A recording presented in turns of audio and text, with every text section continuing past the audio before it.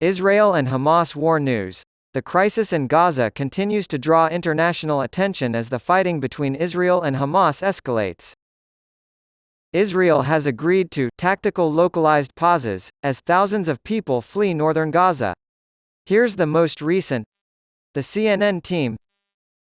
The White House reported on Thursday that Israel had agreed to continue daily 4-hour pauses in military operations in northern Gaza.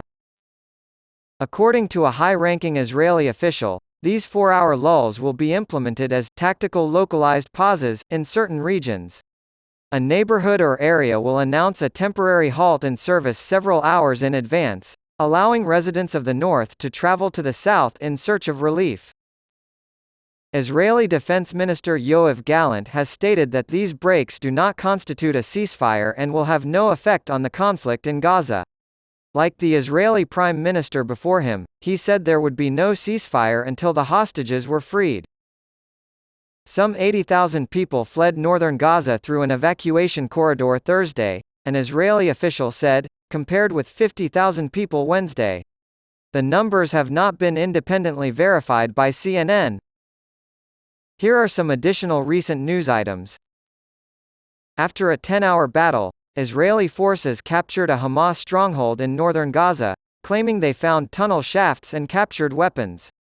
The Israeli military also released a statement claiming that a naval force had attacked anti-tank missile launch sites in Gaza and that an airstrike had killed a Hamas commander.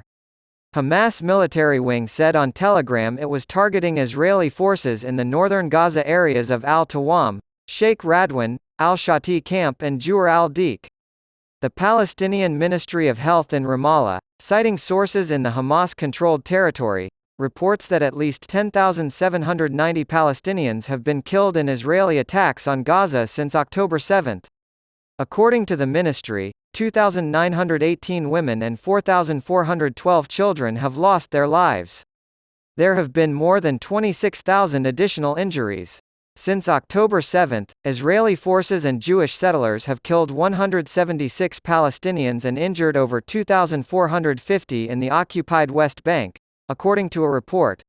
On Thursday, more than 300 foreign nationals were able to leave Gaza through the Rafah border crossing and enter Egypt, according to a CNN report citing an Egyptian official.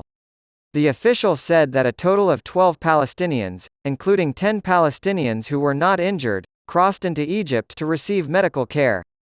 According to a CNN tally, this brings the total number of foreign nationals evacuated to 2,000 and the number of injured Palestinians to cross to 115.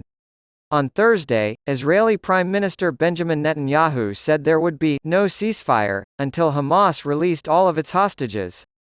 A diplomatic source familiar with the talks told CNN that on Thursday, officials from Qatar, Israel, and the United States met in Doha to discuss the release of hostages in exchange for a humanitarian pause and the entry of aid into Gaza.